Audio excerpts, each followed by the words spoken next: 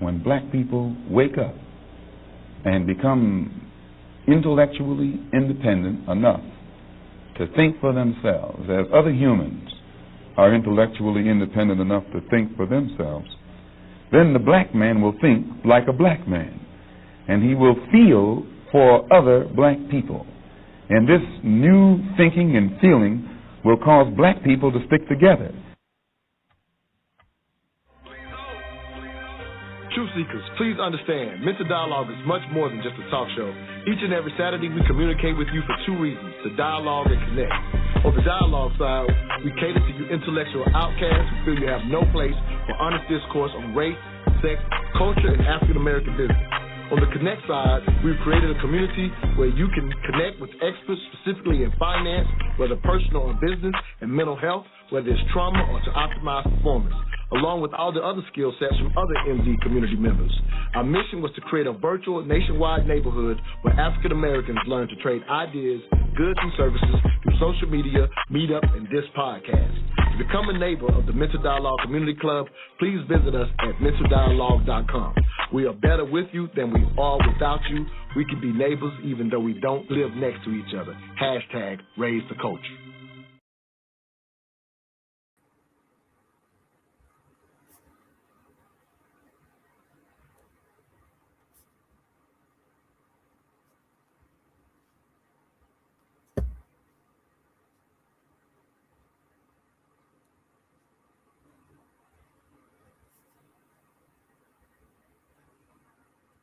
Oh, I've been talking to Latrice with the intro, didn't realize I was muted. I done gave you a renowned introduction and everything. And I heard nothing. Nah, good stuff. Let me start that over. So, y'all, thank y'all. It's your boy, Montoya Smith. I am your mental activist and the curator of the Mental Dialogue Perspective. It is a pop-up show. We have done maybe one of these this year. My queen of intellect, Latrice, is rocking in this thing with me. She's been holding me down for years on the audio show. And so I've said from time to time I will pop up and do a video show. So, Latrice, thank you for being with me. If you will, Queen, give them a little bit of your background. We got Unc the God Killer on here with us. Hopefully that brother will be able to get on camera and audio with us as well, and we'll introduce him. But give him a little bit of your background as we jump into some various topics today. But go ahead, Queen. Sure. I'm Latrice Ross. I've spent the last 15 years or so doing diversity, equity, inclusion, and belonging work. That is a bad word these days, but it still does not stop the work that needs to be done. We call it other things. We give it other names, but the work is still being done. Nah, thank you very much. All right, brother, are you available? I see you're muted, so I'm okay. He's available. All right, you cool. Thank you, brother, for being with us. You are the reason I even got into the internet radio, if you will, way back with the Blog Talk days.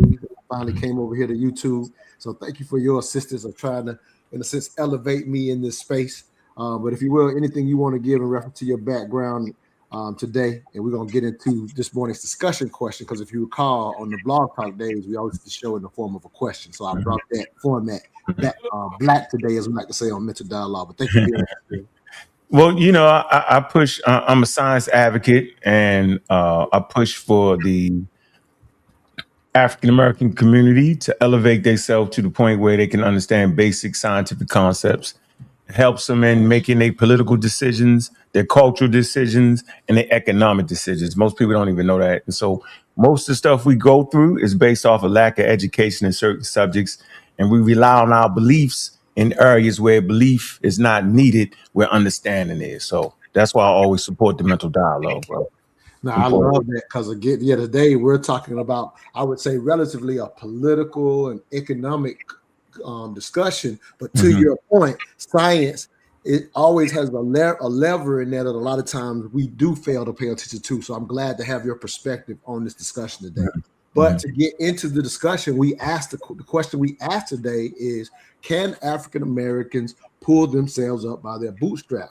And so before I even get any opinions by y'all, I'm actually going to play a cut. We just came off we're in the wake of the Martin Luther King holiday celebration. We're at a time in our country where even that, I've seen people even question even the need to celebrate. So one of my friends talk about Martin Luther King's character issues. So bringing that stuff in there to say, should we even be celebrating this man, kind of came up. And so with that said, We're gonna start with some of Dr. King's own words. Actually, let me mute you real quick, Queen. We can hear you a little bit, just so you know. Okay, yeah, we good. All right, so we'll start with some Dr. King's own words, and we'll get y'all thoughts coming back. Hopefully, can get back in this thing with us. All right, here we go. Let me play this cut from Dr. King himself talking about our ability to pull ourselves up by our bootstraps.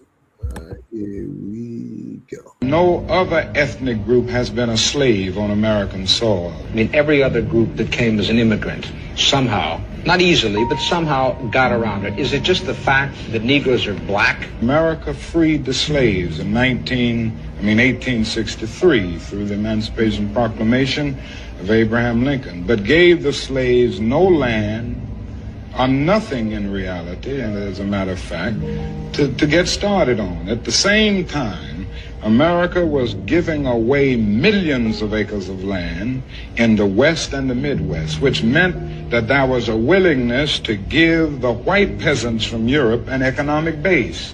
And yet it refused to give its black peasants from Africa, who came here involuntarily in chains and had worked free for 244 years, any kind of economic base. And so emancipation for the Negro was really freedom to hunger. It was freedom to the winds and rains of heaven. It was freedom without food to eat or land to cultivate, and therefore it was freedom and famine at the same time.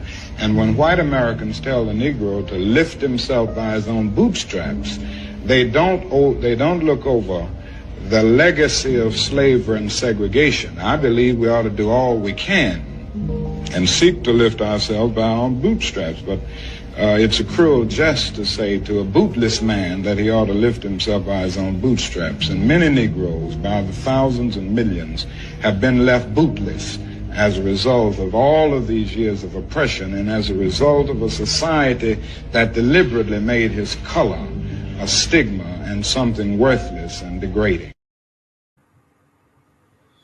So those are Dr. King's word himself. Latrice, as the queen of the show, we'll start with you. In a sense, your thoughts, and I'll give a little more context. Clearly, at that time, King is, in a sense, in the fight for, quote unquote, civil rights. Here in 2025, in a sense, those were achieved, but just kind of wanting to bring that context into it. But what are your thoughts about what Dr. King had to say in reference to African Americans pulling themselves up by their bootstraps? So I'd like to start by saying he's absolutely correct, because this actually started, this whole phrase, pull yourself up by the bootstraps, started out as a myth. And it originally meant something that's impossible to achieve. Because if you visualize putting on a pair of boots and tying them up and then attempting to pull yourself up by those shoestrings, you literally can't do that. And so they've taken something that originally meant something impossible to achieve and placed it in the Black community as a means of saying that if we just apply the appropriate amount of effort, then we can overcome the things that have been placed in front of us as obstacles to achieve a certain level of success, when it's absolutely an inaccurate statement. Hey, all right, I respect that. Your thoughts on what Dr. King had to say, or what Latrice had to say? Well, when you have systemic racism, meaning the rules and regulations are set up to put one group of people behind the eight ball right off the jump, there's no such thing as pull yourself up by the bootstrings. We were part of the largest forced migration on planet Earth. And, I'm not one to make excuses. I advocate for us teaching our correct history. We don't need nobody to help with that. We don't need you. I never think that our history is, quote unquote, being hid from us. I know that's a means to trick us, right? But as far as economic stability, that's what they took from us. They took our economic. That's the foundation of how humans function on planet Earth, is through their economics, their food, their clothing, their shelter, and they effectively put a cap on that by putting in Jim Crow rules. We had to fight for our civil rights. And so there's never a such thing as pull yourself up by your bootstrings. Now, some of us may be able to do that. Okay. But that's not, generally speaking, right? And we had these conversations that just because you are doing well, the majority of people may not be that. Everybody don't have that. So when you're talking about a population of people that are marginalized, there is no such thing as pull yourself up by the bootstrings. That, like the sister said, that's a wild myth. I'm gonna add the wild part to it. It's wild. Okay. I can dig it. Here's the context. When I would say context, here's what I'll add to that. So I think people should clearly understand that individually you can. I just want to put that perspective out there, right? I think the reason I say that is because the dialogue, in my opinion, often jumps between, and I'm not saying people are, in my opinion, that they're conscious of this conversation.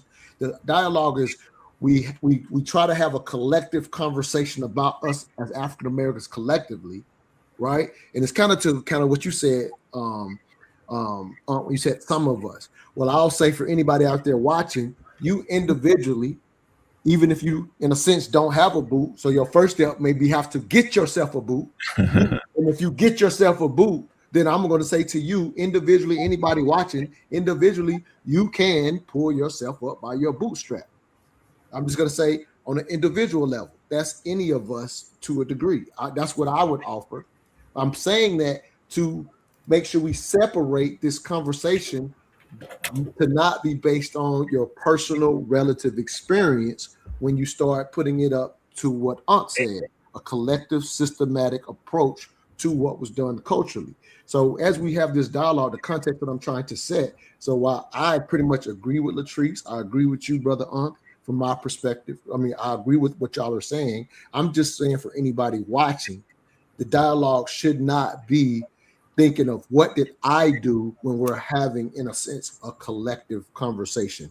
Latrice, does that help with some of the context of where I think we're going for the rest of this show? Or do you even disagree with anything that I'm saying? I don't necessarily disagree, because the whole concept of pulling yourself up by the bootstrap is the foundation is mired in rugged individualism. And so in a sense, it's trying to take us away from the collective and focus on the individual. And even those who are able to pull themselves up by the bootstrap, there are still factors in play that make it much more difficult than those who are not melanated people. They have slower access to capital, higher interest rates, and lower approval odds, less promotional opportunities in the workplace. In the workplace, you have less margin for error. So there are still obstacles as you pull yourself up by the proverbial bootstrap that you have to overcome. Yep. And the last thing is, in this conversation, I don't want to even, and I'll say, if I don't know if this is actually a word, but I don't want to mythologize the concept that this conversation is a conversation about all of us doing well. Like, that is not a reality for any group. There are people on the high end, there are people on the low end of all ethnicities, all races. And so we're not having, just one last context. We're going to play some more videos.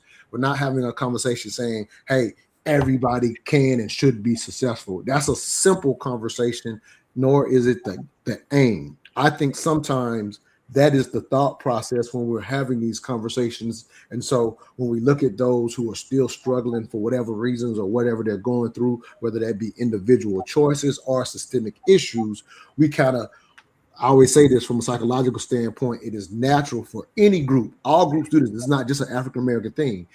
Because you are familiar with your own, you know the good and bad of your own group. And so you will look often at the bad of those in your group that you feel like are not doing what they should do individually, or even if you know they've been harmed systemically, you will kind of look at that and say, oh man, we're not doing well. And again, I'm just talking about the psychology of how these conversations happen without that context. Latrice, I saw you shaking your head. Go ahead. Yeah. So I want to, and I agree with what you're saying, but there's also a caveat to that the bootstrap narrative is often used to deny responsibility politically and culturally, yes. And to avoid investment in our community, avoid investing in education, in healthcare, in housing, and infrastructure. And then that allows them to then blame marginalized communities for the outcomes that have actually been shaped by the policies that they put in place. No, good stuff. I got Brother Pianki says people need to study those who achieve success to gain bits and pieces they've used to achieve that success. Absolutely agree with that, Brother Pianki. Let me get to another cut as we continue through this conversation. All right, and I'll let Brother Aunt react to this one first, as I let Latrice react to the last one first. I am going to be surrounded by the smartest people from wherever they from. This is like the cream of the crop. Mm-hmm. And I got there and I was like, I want to hit my dad up. Now, here's a man who I done vilified on a grand scale. I put all this shit in the street and used him, juiced my dad is like, this is the reason I'm fucking foul out here. You know, I'm come from this wayward upbringing and, you know, my dad is the reason I'm such a fuck up. I am going to be surrounded by the smartest people from wherever they from. This is like the cream of the crop. Mm-hmm. And I got there and I was like, this it? I know you lying. I'm looking around in these classrooms and I'm like, you're not, I mean, it's not a whole bunch of us. It's not a whole bunch of black folks, obviously. So this comment isn't even really about us. It's really about the white majority. I was like, you're not smart. You're white. You had tutors your whole life. You had your parents investing thousands of dollars into your LSAT prep class. And they basically strong-armed and shoehorned you in to this group of people. But I know so many Negroes in Savannah, Georgia, who ain't never left the city limits of Savannah from Yamacraw Village, who's smarter than you, but they ain't never had nobody paying for their education. Mm-hmm. They ain't never been to nobody private school. They ain't never been to nobody Kaplan class. So they're not here at Harvard. But y'all are. And it would be these same people that I'm like, bro, you mediocre as hell. Your parents just have money. And then you got the nerve to turn around and be talking about meritocracy. Are you serious? You're stupid. Bruh. So I just got really, really pissed. Like when I tell you next level, my blood pressure high while I was in law school. Because I was like, these people are dumb. And then they about to come out and run the world. Brother, your thoughts as that sister just kind of breaks down her, it's a relative experience, her personal experience, but having gone to not Ivy League school, but I'll say next level school, I used to run into the same thing. I remember being at the U.S. Air Force Academy and having all these dialogues about affirmative action at the time and people questioning whether I should be there based on my quote unquote qualifications. And I would always say, man, who's the dumbest person in this class? And it would always be some kid that got in because their dad went to the school and they got in. Like that's who we was helping the most. You wasn't helping me the most. We helping the kid that's just here because his dad was a general. But go ahead, brother. I'm sorry. So, you know, I advocate for education. Like I initially homeschooled my children. Okay, well, my wife did, not me. All right. And the thing that I ran across when they wanted to go to school was, you know, my daughter was always felt like she was gifted. Now she had the building block, okay, but her test scores they was good, but they wasn't where the school system claimed that gifted should be. But she would outclass everybody that was claimed to be gifted, and so it was a mortal combat with my daughter. Every step she went, we was like, wait a minute, yo, she doing better than y'all. Grades better than all them. They her friends, right? I said, I don't understand that. I say, so is it a real rule? Well, you know, we just don't want to struggle. I said, she's never struggling. You know what I'm saying? I said, she's never struggling. And I had to fight all the way to high school. So they got the test scores and the grade. Like, it's a wild system there.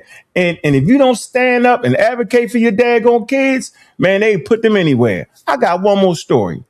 So, you know, I at times I get a chance to lecture, big up to Dr. Oyamayat, Morgan State University, Southern University, chance to, you know, give a lecture on the African origins of STEM, right? And there's stories I hear where certain programs will pick through Morgan State University's students, right? And they'll go to these next level colleges. I'm not gonna mention that, right? But you get there and the professor looking at you like, is you gonna be able to handle this? Do y'all got some questions?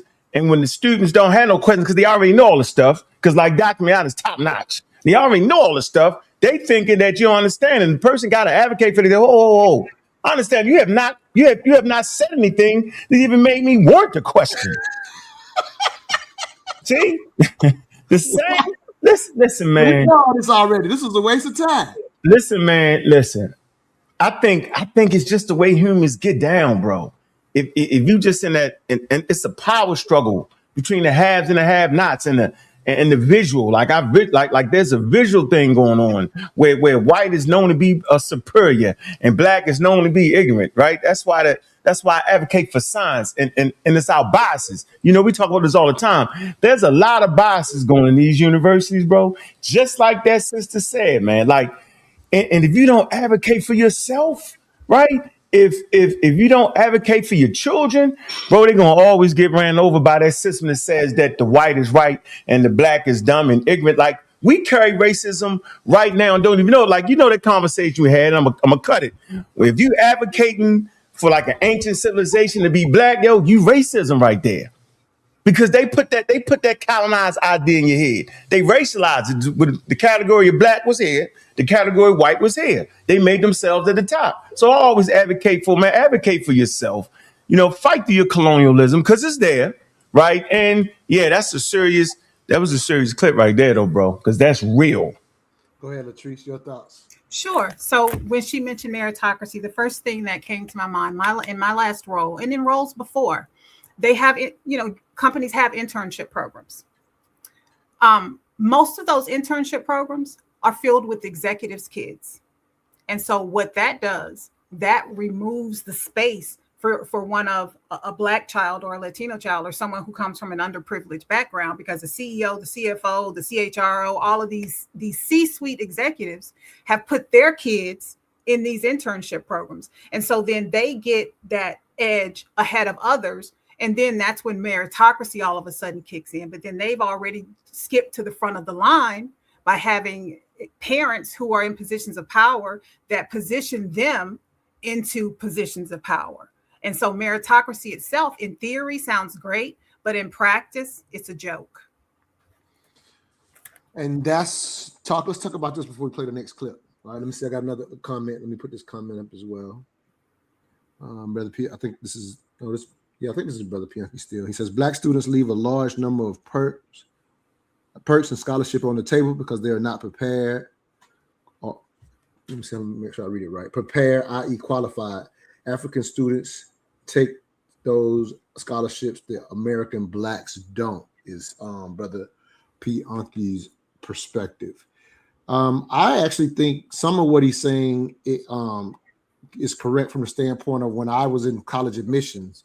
There definitely throughout, but it's not just African Americans though, but there are opportunities and scholarships that go unclaimed every year, right? So that just happens kind of across the board with the amount of ability of scholarships. And sometimes it's just based on requirements. Sometimes they don't have enough people who qualify for a specific scholarship, and all the grants that are just giveaway money. All of that is not always given out every year. So I don't know if that's a product, Brother P, I don't know if that's a product particularly to us as African Americans, but I do think what he's saying happens, but I don't think it's an anomaly or I shouldn't say anomaly, something that's an ongoing thing that's not a product of all the scholarship offerings in the college. That's my perspective from having worked in college admissions.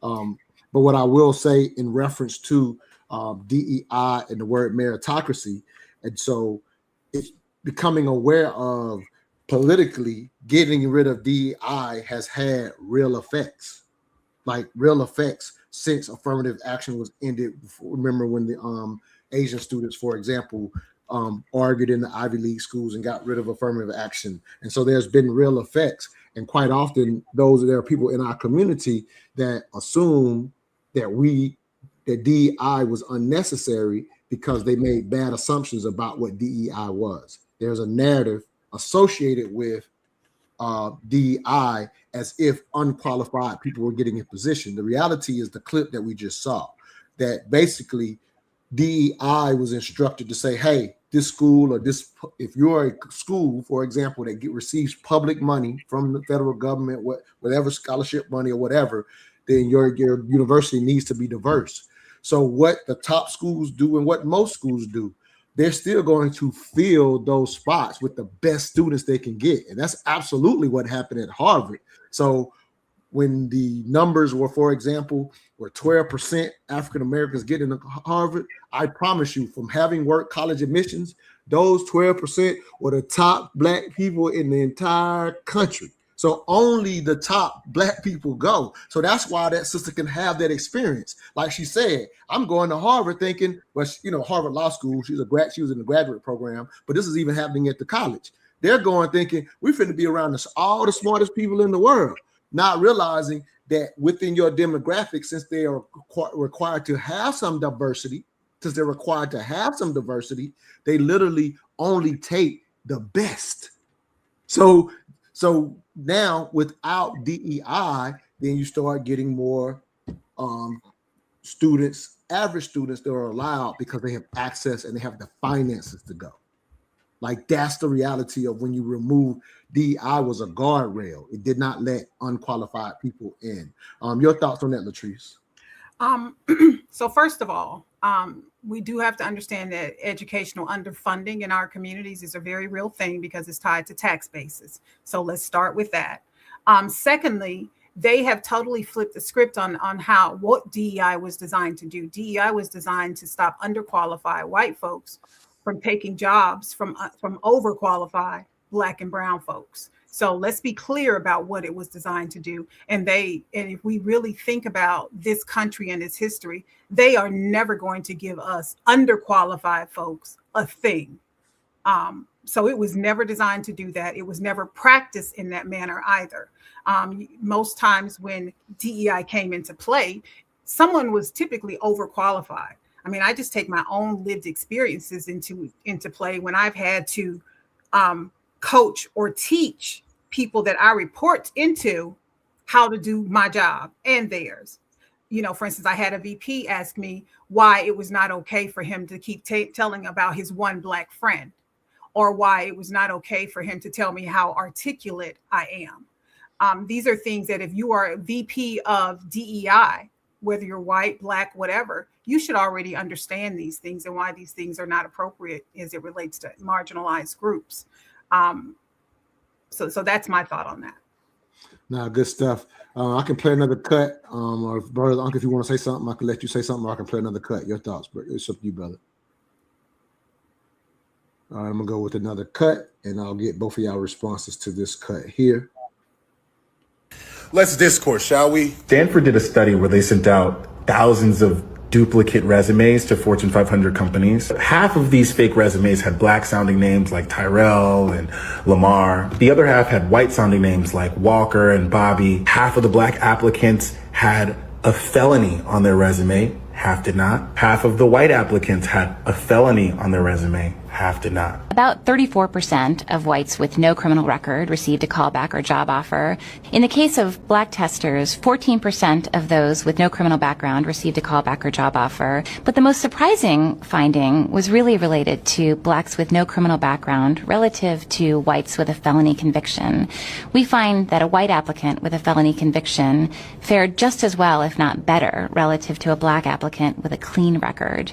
A white applicant with a felony conviction got callbacks at a higher rate than a Black applicant with the same resume that didn't have a felony conviction. This suggests that being Black in America today is essentially like having a felony conviction in terms of one's chances of finding employment. This is structural racism. So I bring this cut up because every decade this study happens. Some group literally puts together identical applications, sends them out at different times throughout certain industries, and the results have yet to change. I don't play that. I can't imagine too many, maybe other than young people who are not familiar with this type of study gets done damn near every decade and gets reported the same way every damn decade. I don't put that up to show it to white people. I'm having conversations with us, right?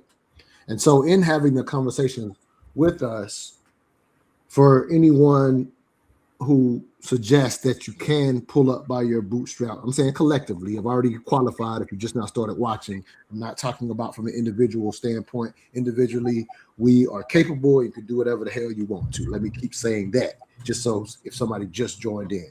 But from a collective standpoint, when we're having these conversations, people will have the conversation as if the video you just saw by Joshua Doss is as if it's went away. as if it's not a reality. And he just said the key word, structural. And the reason I highlight and point out structural is because what happens is quite often the dialogues we have within ourselves about ourselves,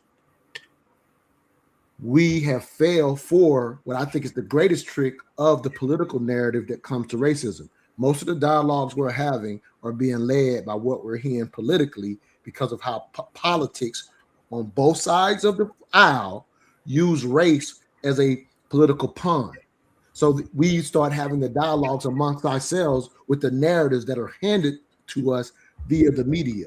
And what I always offer, Latrice, is the best trick that racism has is to hide itself.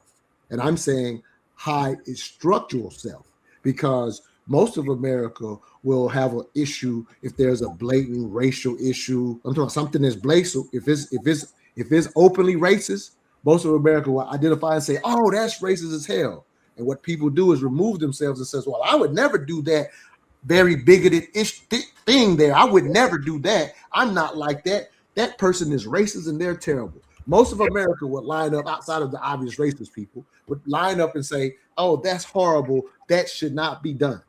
But the political narratives keep us away from the structural things, like the example we just saw. And we don't even know how to correctly identify structural, so that when we take political opportunities such as understanding that DEI is structural, then we can stop getting into the nuance and the narrative of whether DEI means qualified or not. That's a narrative. There's nothing factual about it, legally or nothing. But we'll have the conversation based on the narrative and not the facts. Go ahead, Latrice.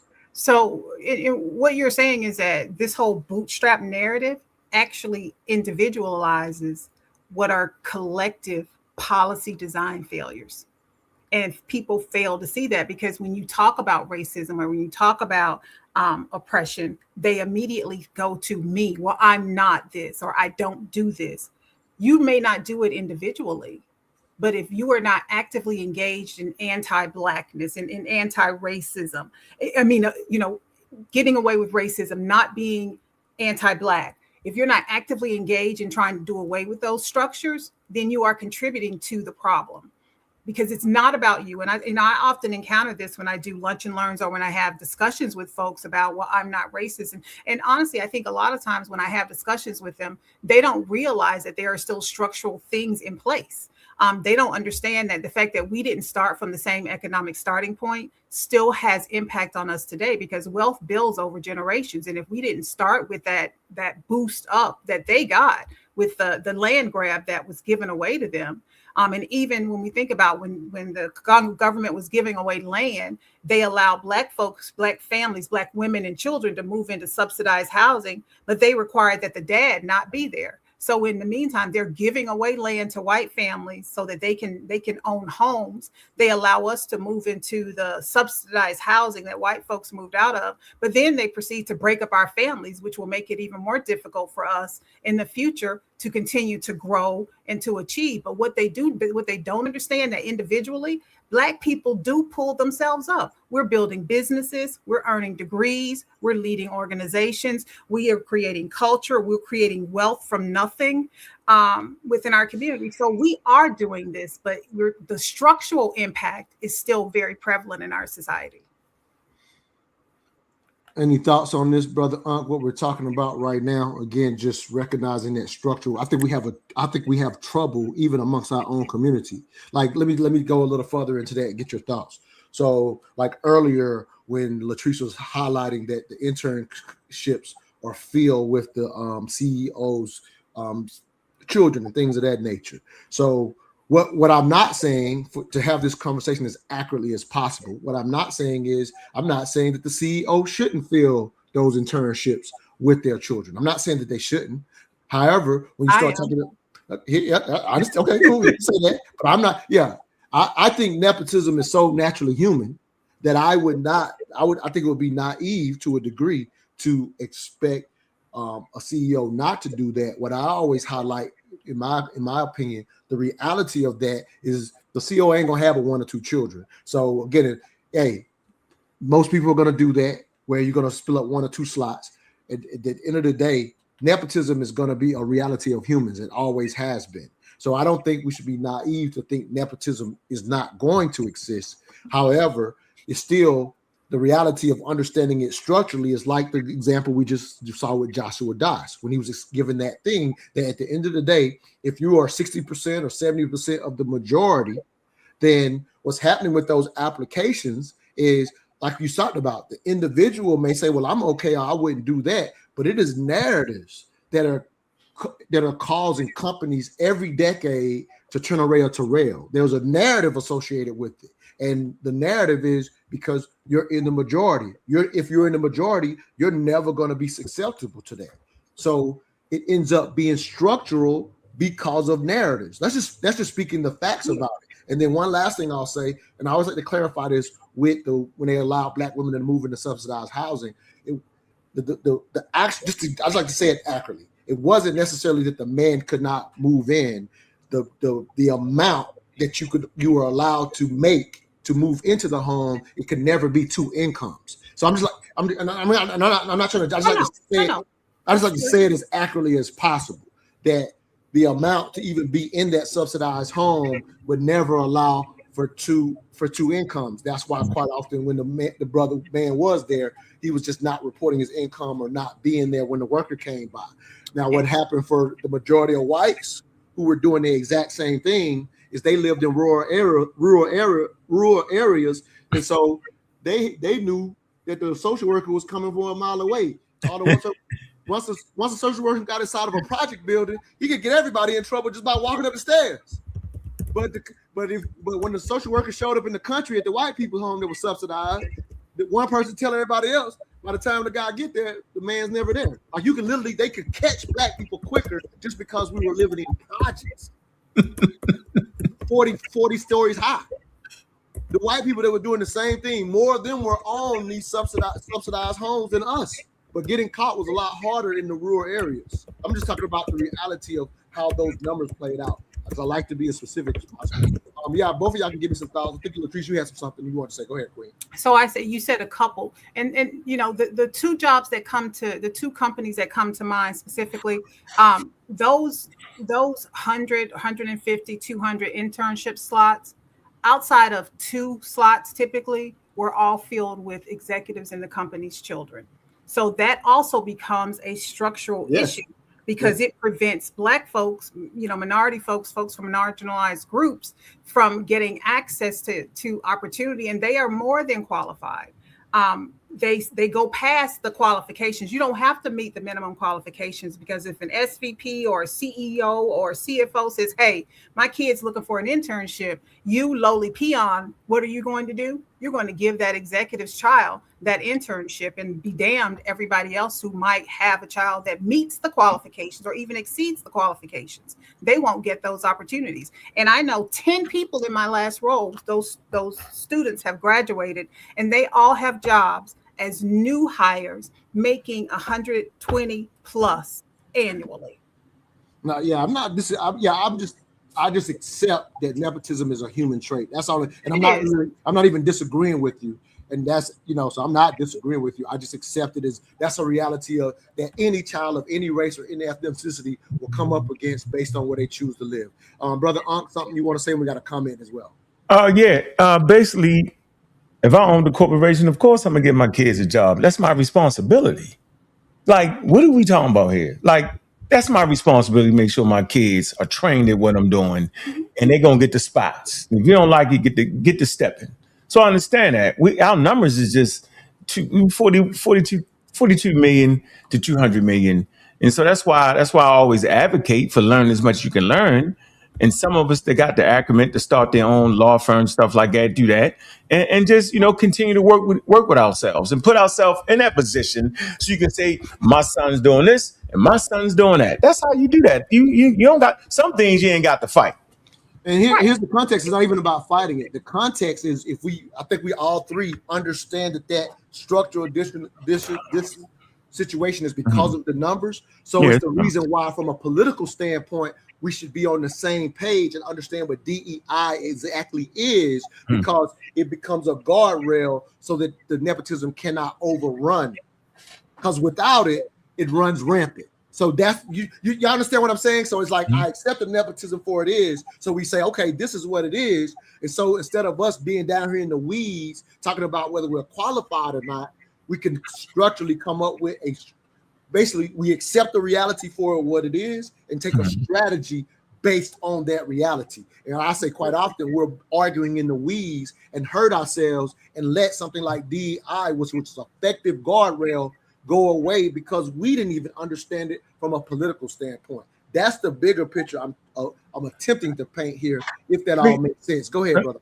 So I see somebody here, they got the NESB annual conference and how they hire a lot of blacks in STEM. So, I actually have a article published in NEPSI. Am I saying it right? How did I say that right? I think it's NEPSI, right? It's called Proposing African-Centered Education in STEM for African American STEM learners. And so if y'all get a chance, go over there and read that. And you said, like I said, I'm an advocate of science, and that's correct. But we got to get the kids prepared for this to start to think scientifically. In our community, you got your religion and you got your scientific thinking. Sometimes we overemphasize, right? We need to balance it out a little bit better so we can have access to these jobs. You got to be prepared to take the jobs where people don't think you're supposed to be. You got to be ready for it. There's no such thing as luck. There's when preparation meets opportunity, right? A lot of times we miss opportunity just based off the way, our home structures are. I raised my kids with books all around. Didn't force them to read them, but that's all they used to saying is just books, right? And so it led more to them, putting education as a priority. So you got to figure out how you want your kids raised. You make sure they got a good balance, understanding of, their spirituality, scientific literacy. Balance that out. Don't just be one way. If you do that, you're going to put us in trouble because we need to be ready for those opportunities. I just want to, put that out there. No, fair enough. Got a comment says Black Americans have picked ourselves up by our bootstraps, but when we do, there's always someone trying to take our bootstrings. And speaking of NASB, this administration chose not to go to the Black Corps of Engineers convention to make sure they were hiring the best engineers in the country. Like that literally happened based on things that are happening politically right now. They chose not to attend the convention to where they could actually get more engineers to go into the military. Like this administration chose not to attend that. That's what happens when you misunderstand politically what's happening to you. Let me go to this. Matter of fact, let me go to this next cut. Keep this thing moving. Y'all keep y'all comments coming along, man. I'll keep trying to get it. I won't get all of them in there, but I'll get as many as I can. Winners of rigged games never admit to themselves that they won because the game was rigged. We all sit around, we throw a Monopoly board here in front of us, and we're all sitting here together. And the researcher says, TK, you are going to start with double the money. You're going to roll first. And each time it comes to you, you're going to roll twice. And everything else will just be like a normal game of Monopoly. Now, who's going to win that game of Monopoly? Almost certainly TK. Almost certainly. Yeah. He is going to win that game. All right. We start playing the game. Almost immediately, he pulls ahead. He started with twice the money. He rolls 2 times every time you roll. He pulls ahead. Do you know what he starts to do? The winner of the rigged game begins to eat more snacks, begins to talk shit. And at the end, when everyone is polled about why he won, we will all say he won because he had built-in advantages in the game. He rolled twice, he started with more money, etc. And he will say that he won because of his strategy. He will say that he outplayed us. This is human nature. It's been studied. Winners of rigged games never admit to themselves that they won because the game was rigged. That's a human thing. It's a human nature thing. That's why BS meritocracy is received the way that it is. I'll give you a real life example at the United States Air Force Academy. We had our first Black brigadier general ever at the history of the school during the time that I was there. After about a year and a half, we got called in for these military meetings by class, by freshman class, then by sophomores, then by juniors or whatever. The dialogue was about the rampant reverse discrimination that was happening in the selection of people in their positions. I went to a military college, so the way the college is set up was just like the military is in the military. All our positions were like the same way, and so people would be in leadership positions because we're eventually going to be officers in the military. So we literally are having this conversation because they were doing surveys about the amount of reverse discrimination that were happening in the positions that were gotten in the college. And the Brigadier General brings us together, and this is highlighted because we got a black Brigadier General. Now I will say some of the guys that some of the students were doing, some of the brothers and sisters were doing better than maybe as far as getting a lot of those positions. Like it was happening, we're getting some of the actual positions and stuff like that. And so there was this idea of reverse discrimination.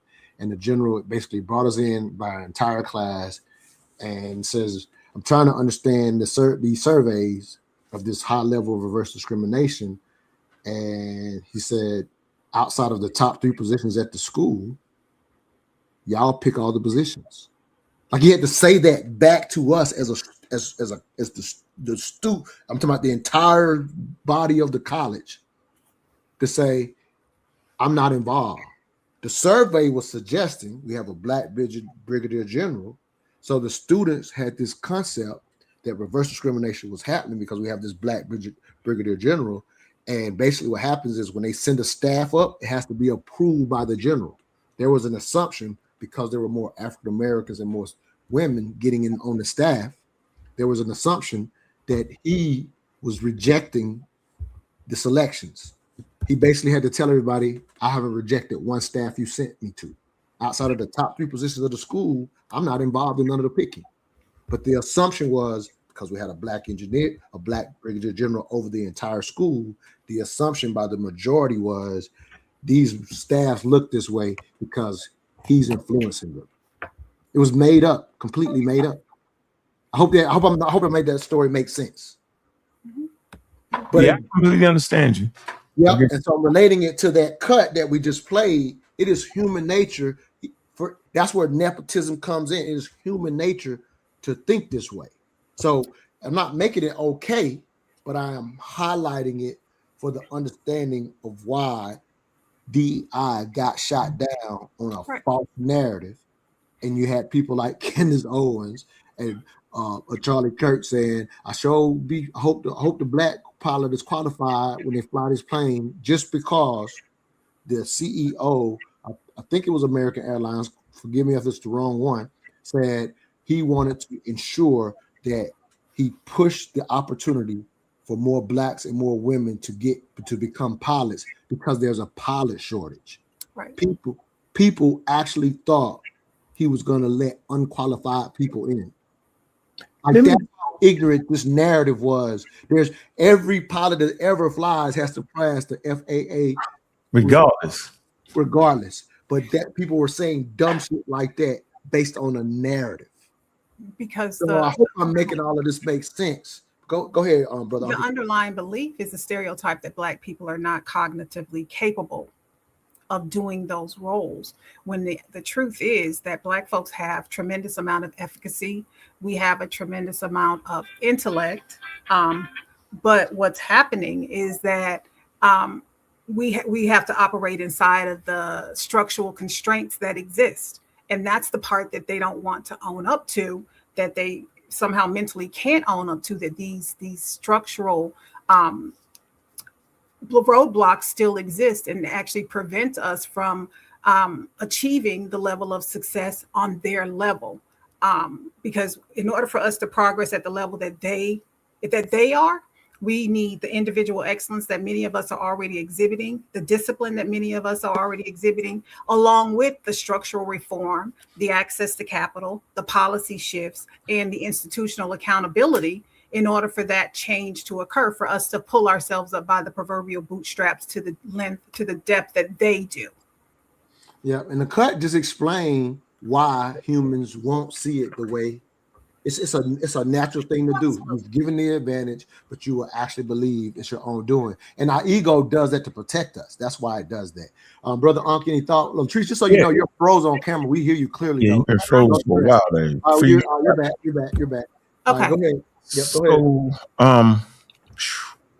So I never, we talked about this earlier. I figured that everybody knew if they let African Americans in, they would have to be just on a game. Like nobody giving us nothing. You should nobody even they scamming at this point.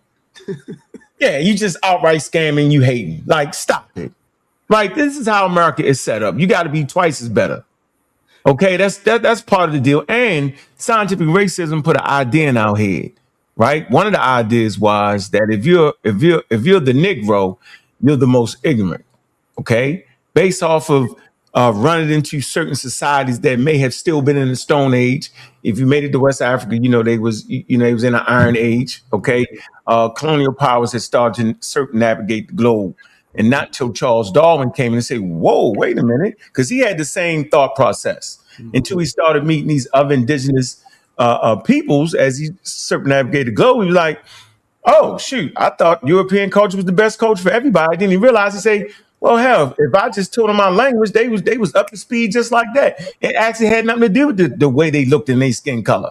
That they could do anything that we want to do. Now what we understand is if you was to go back in the time and go get yourself an ancient Egyptian and teach him how to work on an aircraft carrier, he could work on an aircraft carrier because all humans fundamentally range in intelligence and it's not based off his skin color.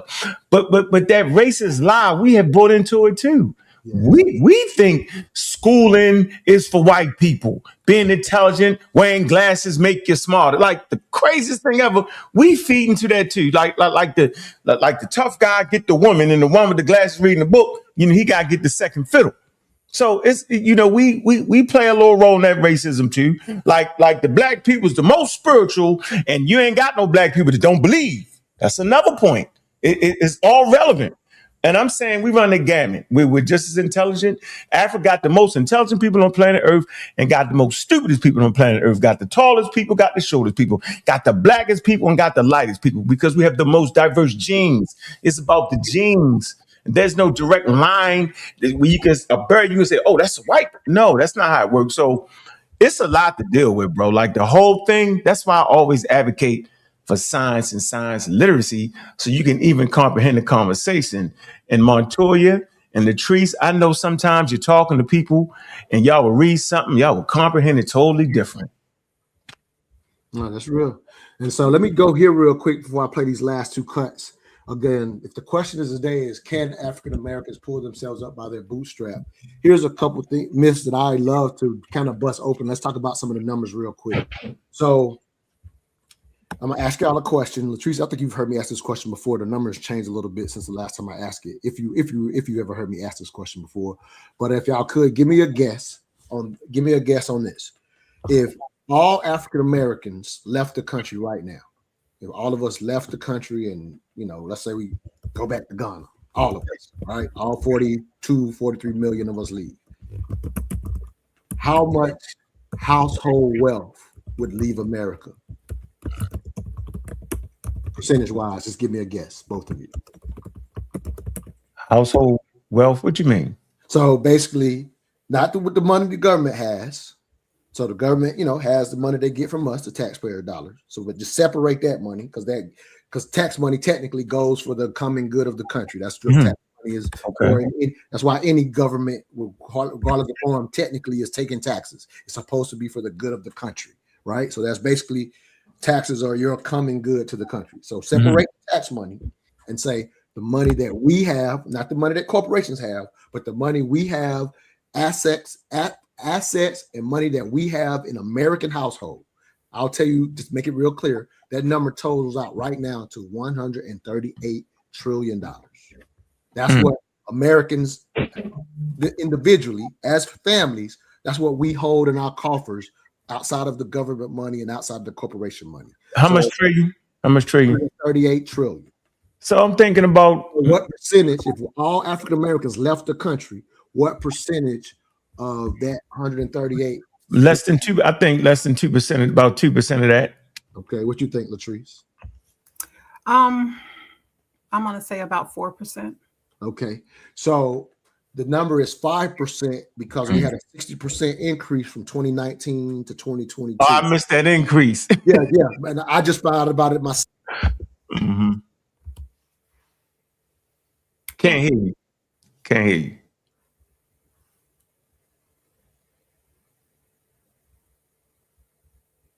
Still can't hear you.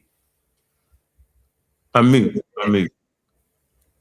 Can you hear me now? Yes. Yep. Mm-hmm. All right, cool. I not hit my mic by accident.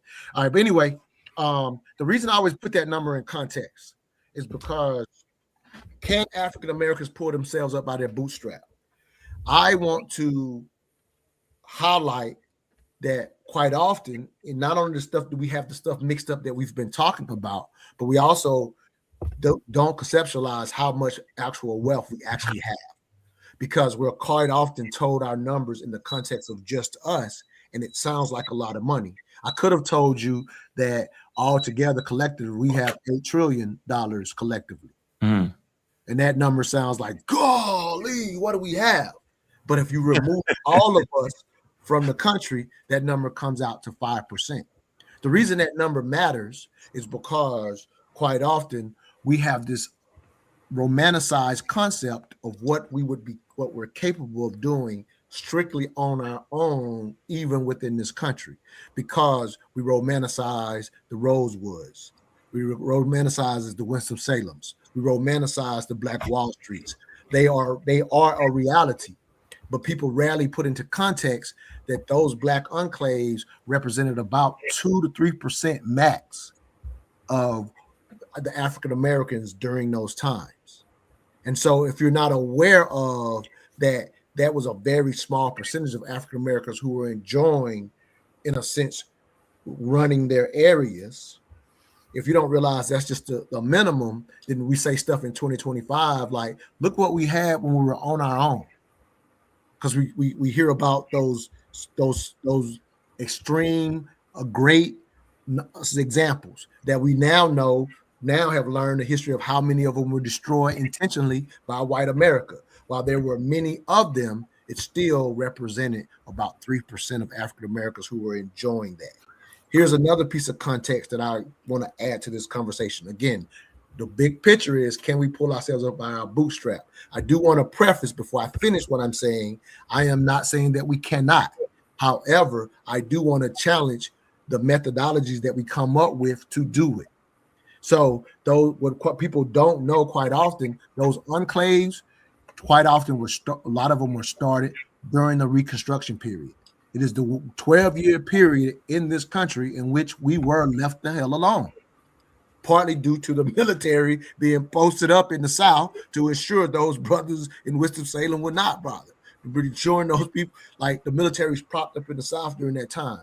Frederick Douglass, when Abraham Lincoln's asked, what should we do for the Negro if in fact we win this war and we end slavery?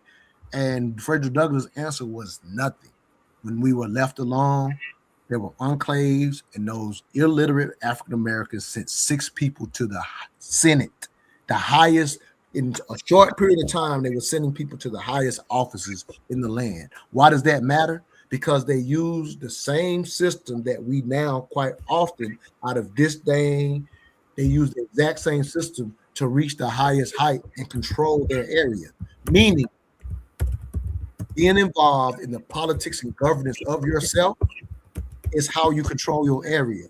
We actually, in my opinion, when we have these collective conversations, we actually try to separate from one of the actual solutions, which is being involved politically and structurally in what you do. I don't want to overstate politics. However, I think we understate it and do not realize that those enclaves governed themselves, selected their solutions, selected their positions, and sent people into governance and had their own mayors. So they used the very system that we disavow to empower themselves. And I think sometimes we miss the boat and think that at 2025, there is a concept to separate from the system and not realizing that other ethnic groups that we highlight and say, look at how this group does, the Asians, or look how the Jews does.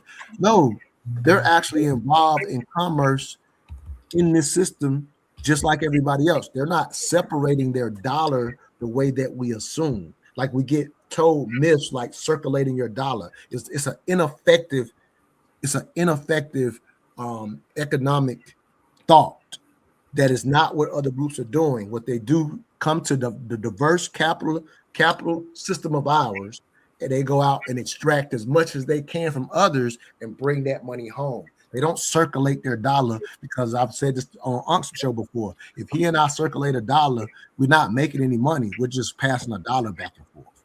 So I know I went on a kind of a big thing, but it's just like I want to challenge, how do we come up with effective solutions based on what our ancestors have gotten us to pull ourselves up while the system is doing what it's doing. I'm not saying that we cannot, but we cannot keep relying on the myth of bootstrap, rugged individualism methodology, as Latrice said at the beginning of this, determined to have us get involved in these conversations about what you and I personally are not doing for the collective, when it's not a solution for how to collectively move. I'll shut up and let Latrice jump in.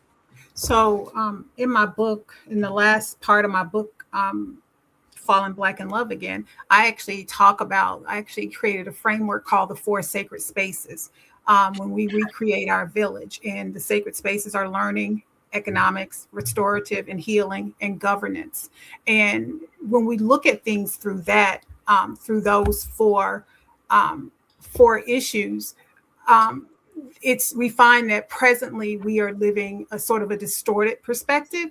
And the way that I discuss it in my book is how we can actually take that distortion and make it and adjust it so that we can actually achieve success outside of the whole bootstrap theory. Because presently what that does, it simply rewards compliance, and it takes away from the collective and the things that we do, and it trains the eye on the individualism, and it narrows our imagination and our trust. And so because of how we came to this country, because of how we've been allowed to exist in this country, we cannot, we definitely have to do our own individual things, but we can't move away from the collective if we're going to succeed. Even individually, we're able to better achieve if we understand collectively those things that we need to do to move us forward as a community of folks. And I think a lot of times, because we want that proximity to power, we will move away from the collective and align ourselves with that bootstrap theory so that we can get what we need. Yeah, I was, go ahead, brother. Please go ahead.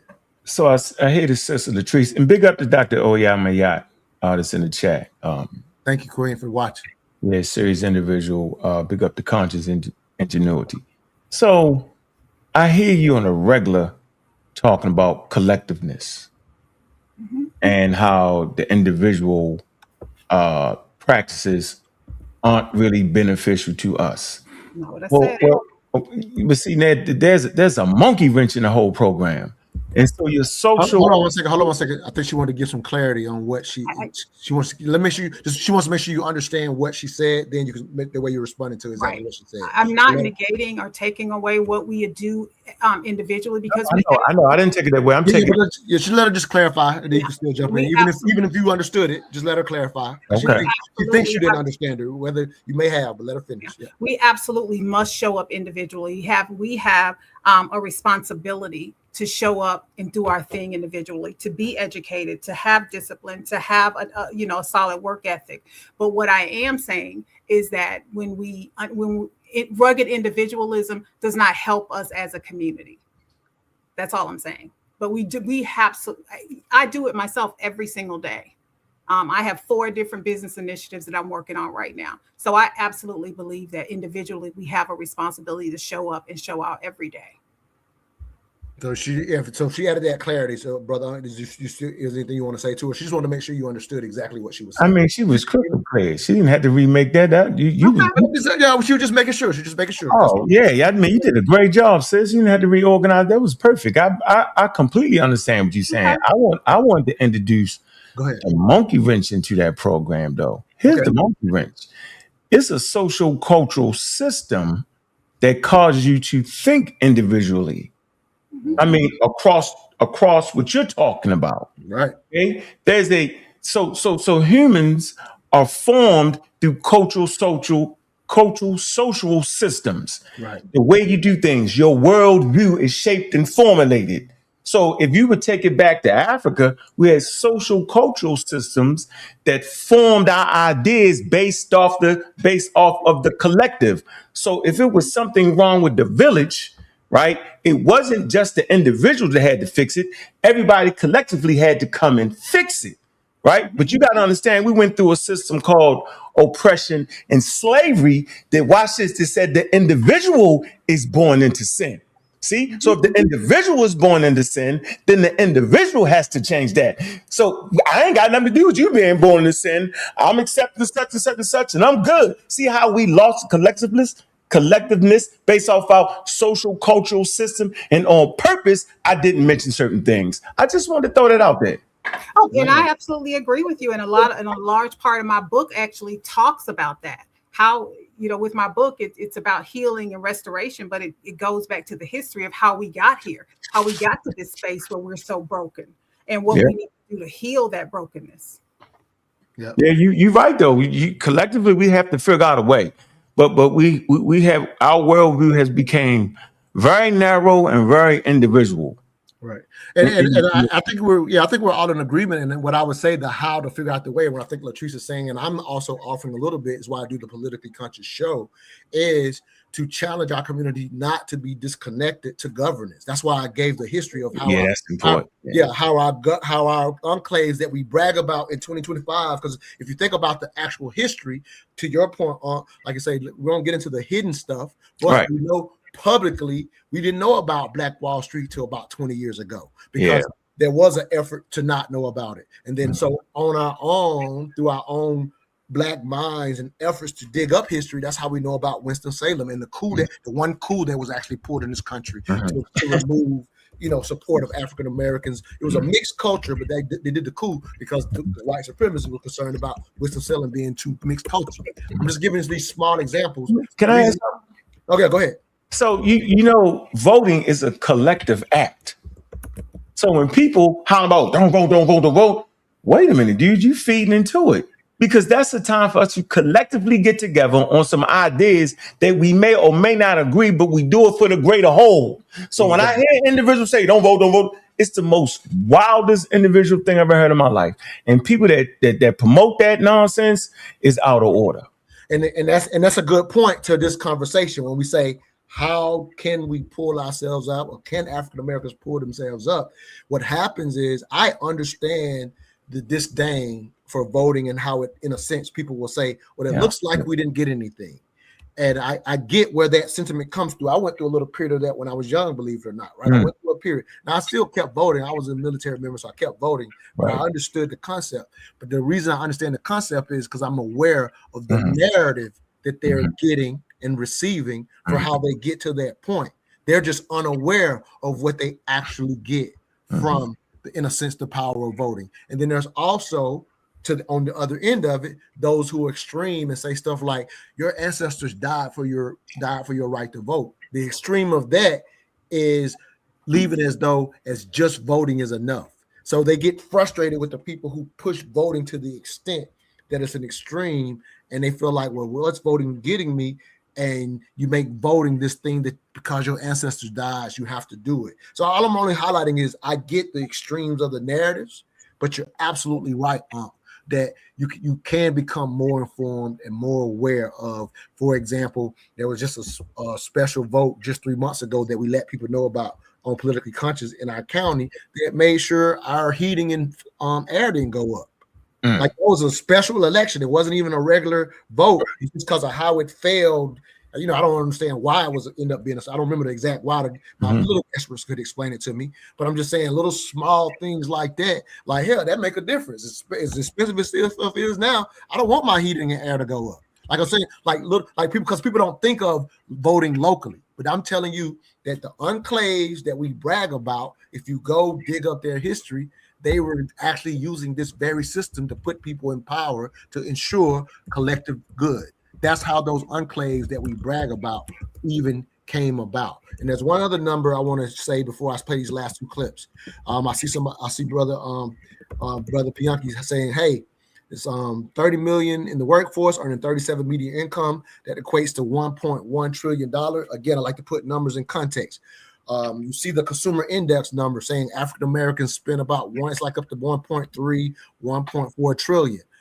What you will see, here's a narrative trick that is used to make us have individual conversations. So, for example, you'll see people, very brilliant people, say, "Hey, African Americans have a 1.3 trillion dollar spending power," and you'll see somebody go, "Yeah, that would be 9th or 10th in GDP compared to other countries." Like, people, I'm not saying that the people that are doing it are even intentionally aware of what I'm about to say. I'm not downing the individual. I am trying to weed through the narratives and put it in context so that we don't come up with BS solutions for how we can actually win.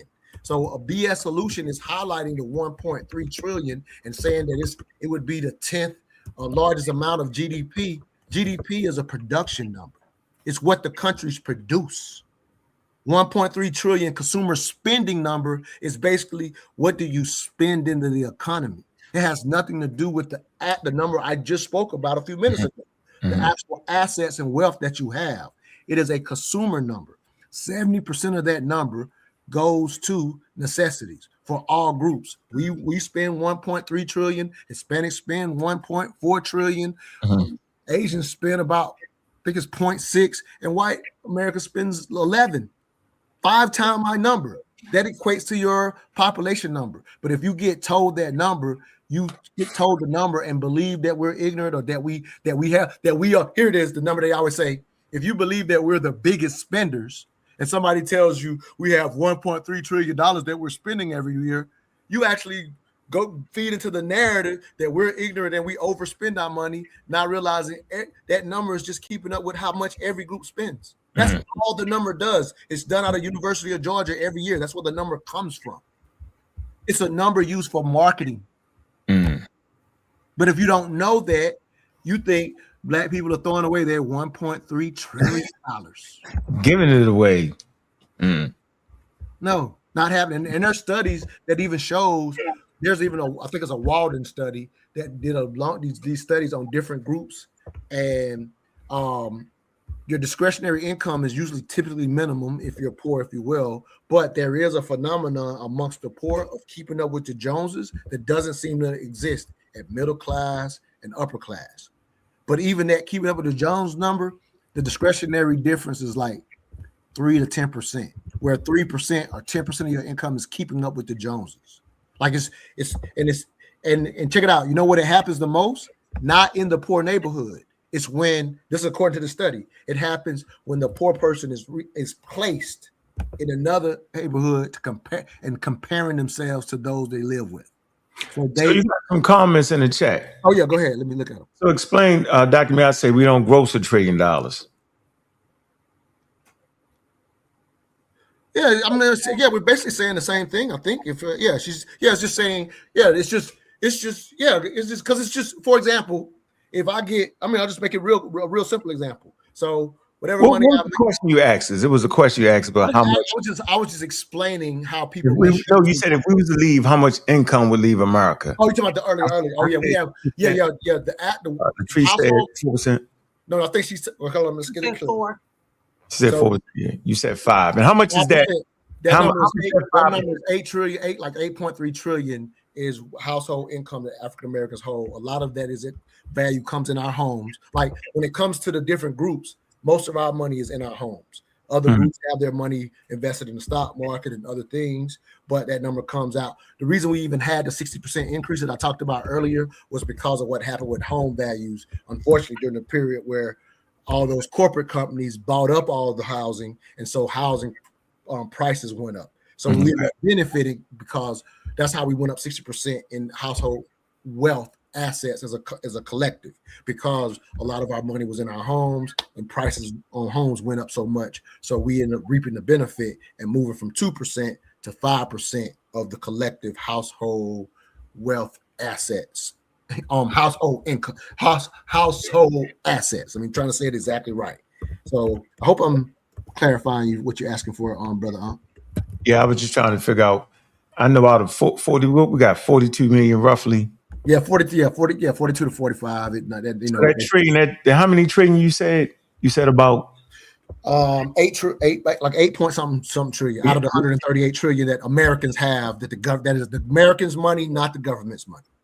Yeah, so we low. Yeah, we're 5%. We're only 5%. Yeah, we low. Yeah, definitely low. But yeah, but it's not the low to neg. It's not to make us negative. It's just like for example, I'm part of the Atlanta Black Chamber of Commerce. I know you had your thing, and so on that dialogue, I'll hear people say they'll still say stuff like, "Yeah, we need to spend with our own," not realizing that very few black companies are set up and all the customers ain't black. We do spend with our own. Like we say stuff based on BS narratives. Like I got people in a business group saying we need to spend on our own. I'm like, well, show me the black company where all the customers damn near ain't black.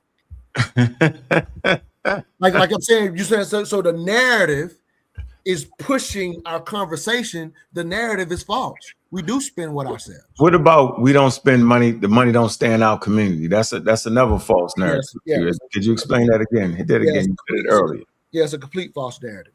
Well, the reason it's a false narrative is because the concept itself is false. It's not even worthy to even argue. Should you circulate a dollar? It's a terrible economic. It's not even economically possible. So you can't track who spends what. Yeah, it can't one. It can't be tracked. Yeah, it can't be tracked. So to get into the merits of something that is not even trackable, right? It's kind of a waste of time. But I will simplify it for those who still believe it's something that is effective. Because people, I've been in this, they think it's effective. At the end of the day, for the people that we admire, most of America admires the Jewish community because they did create banking the way we know it today. It is used worldwide. But I will promise you, if you actually go study the history of various, because Jewish groups have sects too, and they have different diversity inside of their groups too. And so what they did prior to creating banking is they would master an industry, and because they were often displaced before quote unquote Israel is built, because they were often displaced around the world, they mastered an industry, went to a place and sold their industry to others and brought that money back. And then when you bring it back and build up your community, then naturally as you build up your community, you circulate your dollar. But the circulating the dollar was not how the community was built up. They took their skill set, sold it to other groups, brought the money back. And since I live here, it's just like you have a nice home. You're gonna put shit on your home to make it look good. Yeah. And when your whole community starts doing that, and now your neighbor has a store down the street, you go to that neighbor. But going to that neighbor down the street is not how the community was built up. It was the outside dollars that built the community up. It's natural to go down the street to your neighbor who happens to be Jewish too. Like that's human nature. Like we have a concept of circling the dollar to an extent. We would want people, like we live in Atlanta, so we got it made. I buy black all the time. But if I go back to my hometown in Honeypad, I can go to some black restaurants, but I'm not finna be able to go to all the different stores that go to Atlanta. Unless I drive an hour away. Humans don't do that. Yeah, they don't do that. Yeah, we have a concept that these other cultures do that. No, if you build up your neighborhood, you go to the stores in your neighborhood. That's what all humans do. Yeah, gotcha. All right, let me play these last couple of cuts, man, and get y'all out of here. Thank y'all for the extra time today. We're like used to talking about, we know that like black people are better at sports, or black people are better at basketball and football. It's kind of a joke, but I would say that it's not that simple. We're excellent at everything. Basketball is just the only thing they couldn't stop us from doing by keeping us out of schools, keeping us out of neighborhoods, keeping us out of hospitals. They couldn't legislate it away from us. You can take a ball and hoop anywhere. You can express yourself and sing a song anywhere. That's why we dominate the arts, because they couldn't police the arts and keep us away from it. We get one generation of access, and we're the CEO of Amex, or we're running a country. Nobody played tennis. And then two girls from Compton decided to play tennis, and they're the best that have ever touched a racket. Don't nobody play golf. Black people don't play no golf. And then one guy was like, you know what, let me try this. Best that has ever touched on the planet. So it's just access. It's just access. I love that comment from Jesse Williams. We are quite capable. I made this comment. I thought I had it on my phone. I don't see my phone, so let me pull it up real quick. This is a comment I just put on my IG. Let me pull it up real quick, and I would love to hear both of your thoughts because I think it's absolutely related to that what we just saw. Yeah, if we got access, of course. I mean, you do what you have access to do. Yeah, that's what humans do. It's absolutely that's what humans do. It's human behavior to excel. So here's a comment that I wrote, and I'll get both of y'all response. It says, Black consciousness is not relearning how great we were, but instead ridding our minds of the lies told to us about us. Black consciousness is recalibrating with the truth that we as Black people are not special, but more importantly, there is nothing wrong with us. The latter properly esteems the Black mind and is all we need to become great, even beyond Blackness itself. Just my 3 cents. Your thoughts, Latrice? I'm sorry. Could you repeat that? My dog was bothering me. I could answer it. Yeah, go ahead. Yeah, go ahead. I'm sorry. I'm not looking at you. Yep. Go ahead. Okay, so what you talking about as far as consciousness ain't what the general public or general African American community think consciousness is, right? So I agree with your definition of it.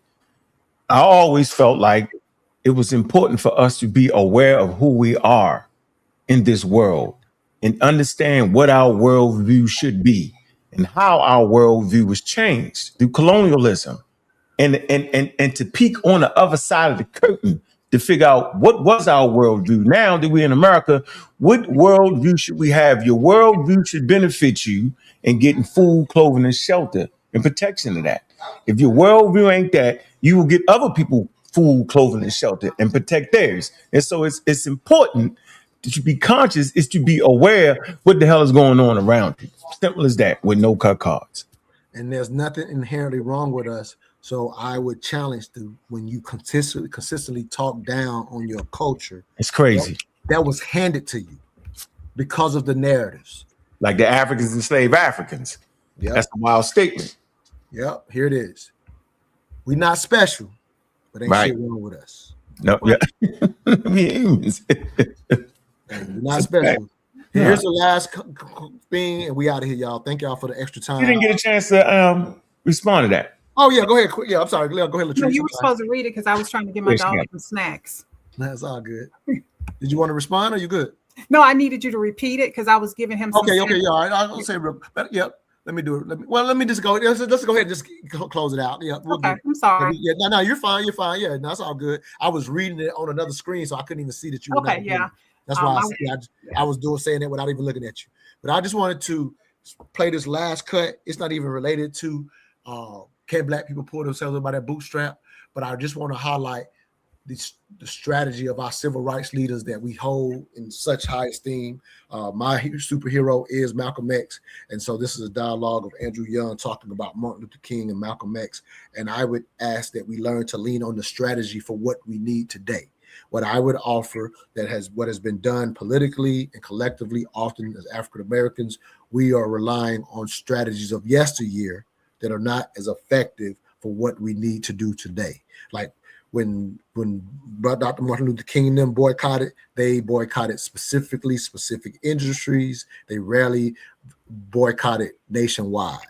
So symbolic boycotts are not the same strategies, or are they necessary once you've been integrated? That's a whole nother show for another day, but we have to come up with effective strategies versus downgrading and denigrating ourselves from false narratives, understanding that once we get access, just like Jesse Williams said, we do our damn thing. That's what all groups do. They do what's available to them. We do that, and we do it well as well. Was the real issue between Martin Luther King Jr. and Malcolm X? There was no issue. The difference was that Martin Luther King learned in college, Malcolm X learned in jail. But Malcolm X read the dictionary and the Bible. See, and when Martin came back with the Nobel Prize, we were up there in Harlem in the Armory. Mm-hmm. And when we came in the back door, who was standing back there in the back door with Malcolm X? Two people, Malcolm X and Nelson Rockefeller. Mm. And Malcolm X said, I just wanted to thank you for all that you've done, and I want you to know that I am with you in anything you want me to do. Mm-hmm. But I think that it's probably a better strategy if you and I don't seem to be so close. Mm-hmm. And said, that's why I'm not going to come in there with you in public. Well, I met Malcolm when I was here, and Mike Wallace did a story on Malcolm on 60 Minutes, and the black guy who was working with Mike Wallace was married to one of my secretaries at the National Council of Churches, and they invited me and my wife over to dinner. This was before Malcolm X was even known around, but we'd had dinner a couple of times together. Anytime he came to Atlanta, he came by our office, but Martin was never there. Mm-hmm. But he went to Selma to see Martin, and Martin got arrested that day and was in jail. So he spent the day with Coretta and me and spoke at the mass meeting that night, and then went on his way. Come on, Malcolm. Malcolm. Has they haven't met? They met several times, Because it's always but it was always in private. Publicly. Malcolm was playing his lane, is playing his role publicly, but privately, he respected Dr. King. By the way, the Black Power movement came out of standing right next to Dr. King, walking in the South. The Black Power movement, that's where it started. They used Martin's visibility to get visibility for what they were doing, which was easier because people were angry, Black Power, getting angry. So, and Martin allowed all of that. He allowed everything to flourish around him. He wasn't insecure, but it wasn't his way. I just thought it was a great way to conclude this overall conversation.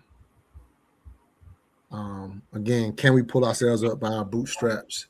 We need to be aware of what it takes to get boots. And I started off, if you're just not tuned in late, I said from the beginning, I'm not romanticizing this collective, all Black people need to be together again. Like all Black people have to come together. I'm not romanticizing a mythological view of it. Collectively, what it typically looks like is groups that we admire outside of ourselves. And the only reason we're admiring them is because we're not in those groups to see their dirt. So it's natural. Like other groups give us props for how we move collectively because they're not inside of our group to see our dirt. But I'm saying that specifically for this reason.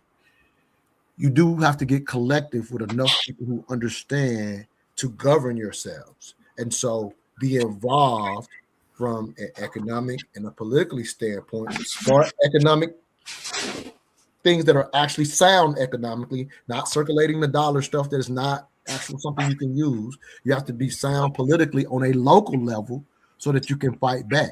Mayor Andrew Dickens just 3 months ago talked about how they meet every other day to maintain the Black contractors they have in the city for the city based on what this administration is doing due to executive order.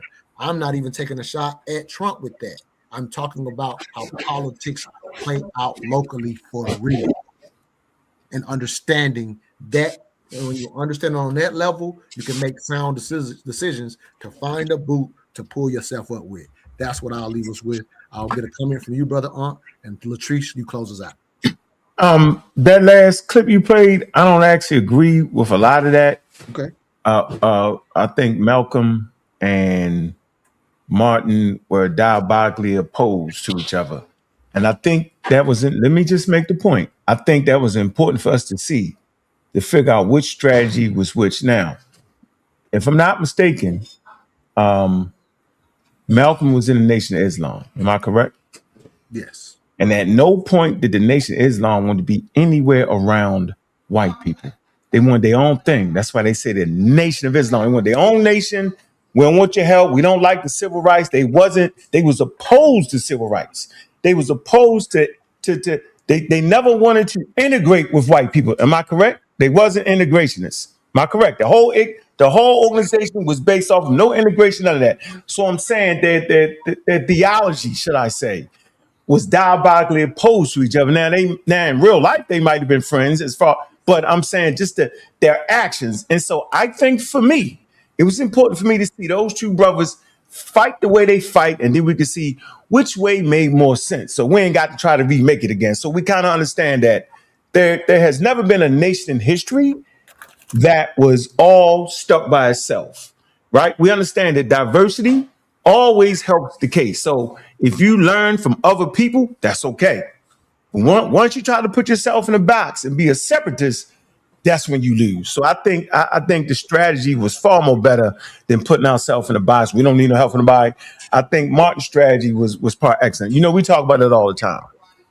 Now, I would tell you that, this is Andrew Young himself. You got to remember, for 12 years, Malcolm X was a stout believer of everything he said, every word. He dog out Martin during their years, but he matured and kind of had his own way of thinking, and he came over to the things that you just heard Andrew Young talk about. I've read 12 books on Malcolm, and I know some of that story. Just obviously, I can only go by what I read, but when I saw Andrew Young talk about it from a personal standpoint, it was the stuff that I had read. But again, we're talking about a different period in Malcolm's life than the early 12 years when he didn't have nothing and disagree with everything that Martin did. So there was a period where he did do what you're talking about, but in his later years, he matured. I'm talking about the nation period. As long as he was, I'm just highlighting. You said he was talking about Malcolm Martin. Though. I just want to get that clarification on here. The organization they represented. I'm talking about the organization they represented. Yeah, but you got. I'm just saying. But as Young was talking about, you said you disagree with it. That was you can't separate the man from his organization that gives him the power. You absolutely can when you realize he wasn't rocking with him at the point that Andrew Young is talking about. You can't do that. All right, go ahead, Latrice. I think it's important to understand that Black folks have actually been bootstrapping all along, and that we've been doing it inside of the constraints that the oppressive nature of this country has built for us. We engage in radical self-reliance. We help each other when in times of need. We got hustle culture on lock. We definitely have creative problem solving. We are excellent at that. We've had to become that. We've always been bootstrapping. The trick part of it is that we're often bootstrapping while we're simultaneously carrying family issues and hardships, working within our community, and trying to overcome the institutional gaps that policy has created for us. We've rarely had access to equal capital that actually multiply the effort. Instead, we have lack. We don't have the same access, and instead we wind up being exhausted because of it. But don't get it twisted. We have always been pulling ourselves up by that proverbial bootstrap, even though realistically it's impossible to do. So we've been doing what's impossible. Good stuff. Brother Pianki, I see. I'm going to just say something about your last comment. I think you're overlooking the cut that I played by Jesse Williams. It says, Black families don't balance sports with academics. How many Black children had to be exploited to produce one LeBron James? While I understand what you're saying, I agree with Jesse Williams. The balance comes from what you have access to. Just like Jesse Williams was saying in that cut, he was saying, hey, whatever we've had access to, whatever we couldn't be denied, we excelled in. Humans do what's available to them. That's a reality. That's not an indictment when all humans do that. The reason we're having this immigrant issue as far as what the immigrants do for us, they're filling the jobs that are available to them based on the marketplace. And there was a time when we didn't have access to the jobs we have access to, and we filled those same positions. That is a human condition. That is not an indictment on the individual group. And I would challenge you, Brother Pianki, to not see it as an indictment on Black people for doing what's available to them. You, I, Brother Uncle Latrice, we all encourage our community to get involved in these other areas. That is a push, because those things were denied and not available. And now that they are more available, we are pushing more of our kids to do it. But people still do what's easily available and what they see. They see the athletes on the TV. It's accessible and they do it. That's human nature. That is not a black thing. All right, y'all, we out of here. Thank y'all for y'all time. I do want to highlight for anybody out there watching, the basic foundation for every solution that we're talking about is between the relationship between the black man and the black woman. So we have a new Black Love Dialogue that we're offering tomorrow. I'm going to play the commercial to end this show with that, and go to mentaldialogue.com, or even better, if you want to join us tomorrow night for our private podcast experience, the Black Love Dialogue and Wine private podcast experience. Go to blacklovedialogue.eventbrite.com and join us online. I'm going to close us out with that video. Thank y'all for y'all time today. Hopefully we'll see some of y'all online tomorrow for our private Black Love Dialogue and Wine session. What if the real problem with modern dating isn't a lack of love, but a loss of order? Welcome to Black Love Dialogue and Wine, a private podcast experience for those serious about love, marriage, and legacy. This isn't surface level romance. These are intentional conversations reclaiming the strongest love ever known, Black love. In today's dating culture, we've normalized trauma bonding and calling it commitment. We've romanticized love while forgetting marriage was built for legacy before feelings. At Black Love Dialogue, we restore balance, honoring love and structure, emotion and purpose. If you're seeking love, strengthening it, or preparing for marriage, this private experience gives you the mindset and resources to build lasting pair bonds. This private Zoom takes place 8 p.m. Eastern, last Sundays of the month. So get your tickets on eventbrite.com and bring your flash so we can toast and deep dive into legacy before love, featuring therapists Makaya Dominguez, Marilyn Odwini, mental health advocate Chris James, and award-winning relationship coaches Fala Antoine, Derek Cecile Clark, and Vaughn the Love Alchemist with over 35 years of marriage.